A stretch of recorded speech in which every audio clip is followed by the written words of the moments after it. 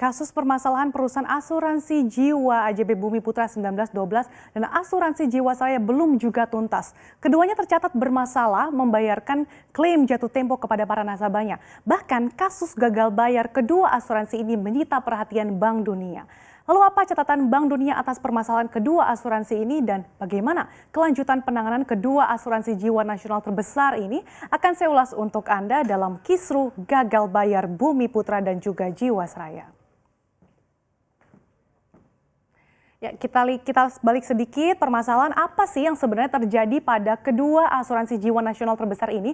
Meskipun memang memiliki masalah serupa, tapi keduanya memiliki akar persoalan yang berbeda. Nah, saat ini AJB Bumi Putra tengah menghadapi persoalan solvabilitas mencapai lebih dari 20 triliun rupiah akibat adanya mismanagement. Nah, kita lihat pada Januari 2018, AJB Bumi Putra ini mengaku bahwa mengalami keterlambatan klaim dalam 1 hingga 2 bulan karena tidak ada premi yang dihasilkan oleh AJB Bumi Putra karena produksi yang dialihkan ke Bhinneka Life. Nah, munculnya nama Bhinneka Life ini bermula dari gagalnya perjanjian antara AJB Bumi Putra dengan Evergreen Invesco. Nah, awalnya Evergreen Invesco ini memang menjadi salah satu investor yang siap membantu AJB Bumi Putra. Namun perjanjian batal karena tadinya Evergreen Invesco ini menjanjikan keuntungan bersih sebesar 40%. Nah, dari produksi premi hasil bentukan anak usaha baru yaitu asuransi jiwa Bumi Putra sebesar 16 triliun rupiah dalam waktu 12 tahun. Tapi kenyataannya yang bisa dipenuhi hanya sekitar 1,7 triliun rupiah. Nah, setelah mengalami gagal bayar, pihak AJB Bumi Putra menyatakan bahwa tetap melakukan penguatan usaha dalam waktu 2 tahun. Karena kalau perusahaan tidak dalam posisi yang kuat, tentu saja akan sulit untuk menerima investor baru. Nah, kemudian pada Maret 2018, ini Otoritas Jasa Keuangan pun merilis peraturan mengenai kesehatan keuangan bagi perusahaan asuransi berbentuk hukum asuransi bersama. Nah, kemudian AJB Bumi Putra 1912 ini mulai kembali membuka operasionalnya kepada masyarakat. Nah, OJK telah mengklaim bahwa AJB Bumi Putra 1912 ini telah menyelesaikan pembayaran dana kepada investor sebesar 436 miliar rupiah. Nah, dana ini sempat diterima oleh AJB Bumi Putra ketika menjalani proses restrukturisasi sebelumnya.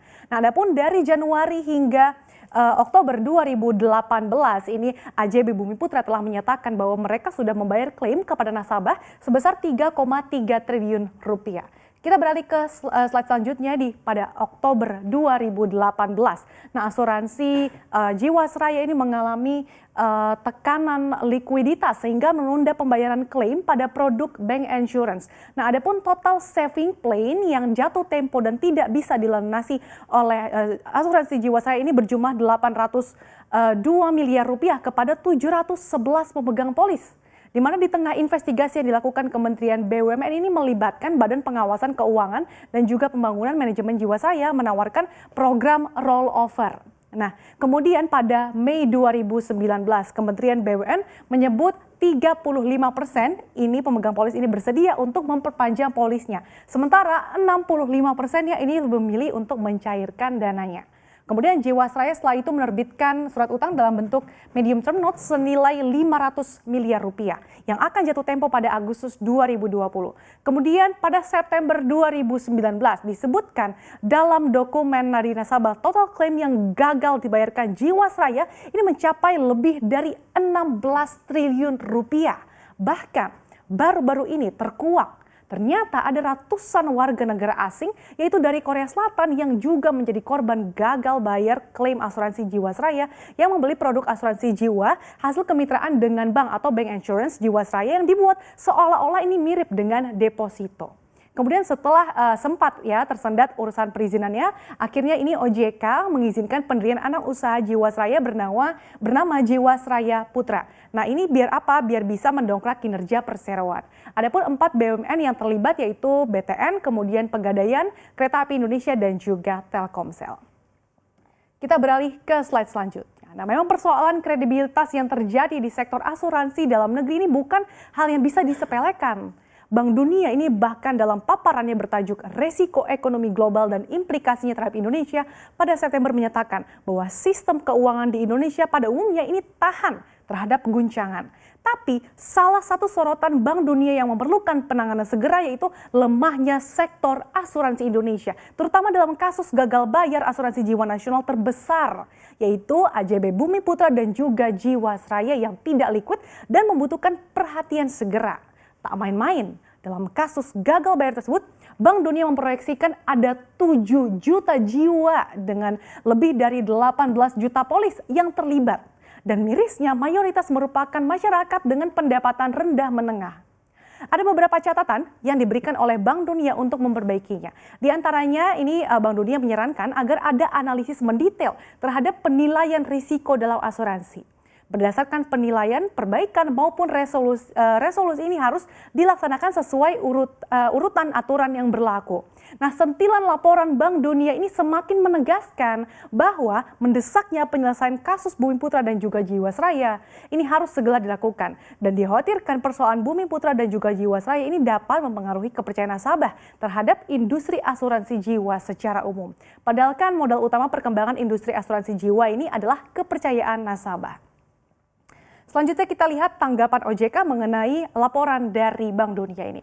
Terkait dengan beredarnya pemberitaan presentasi Bank Dunia yang disampaikan kepada Presiden Republik Indonesia, OJK sebagai regulator mengatakan bahwa pihaknya belum melakukan pembahasan khusus bersama dengan Bank Dunia terkait permasalahan asuransi Jiwasraya dan juga AJB Bumi Putra.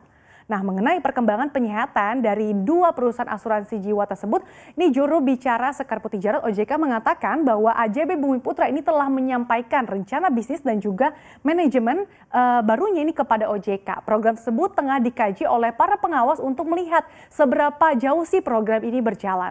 Nah, di samping itu menurut OJK, Badan Perwakilan Anggota Bumi Putra ini memiliki tanggung jawab untuk memikul amanat dari pemegang polis dalam menjalani dalam menjalin komunikasi bersama dengan Direksi Perseroan. Nah, selain itu, Badan Perwakilan Anggota Bumi Putra juga perlu menyampaikan kondisi terkini dan juga strategi perbaikan kondisi keuangan perusahaan kepada pemegang polis. Jadi, nggak hanya kepada regulator aja. Sementara itu terkait dengan asuransi Jiwasraya ini OJK juga mengatakan bahwa OJK terus berkoordinasi dengan para pemegang saham Jiwasraya terkait dengan skema penguatan kondisi perusahaan. Selain itu OJK juga menegaskan bahwa permasalahan perusahaan asuransi ini bukan berarti bahwa masalah bagi industri secara umum. Pihaknya menilai industri asuransi ini masih prospektif ke depannya seiring dengan kebutuhan masyarakat berasuransi yang meningkat dari waktu ke waktu. Ya, kita kembali ke Mercy.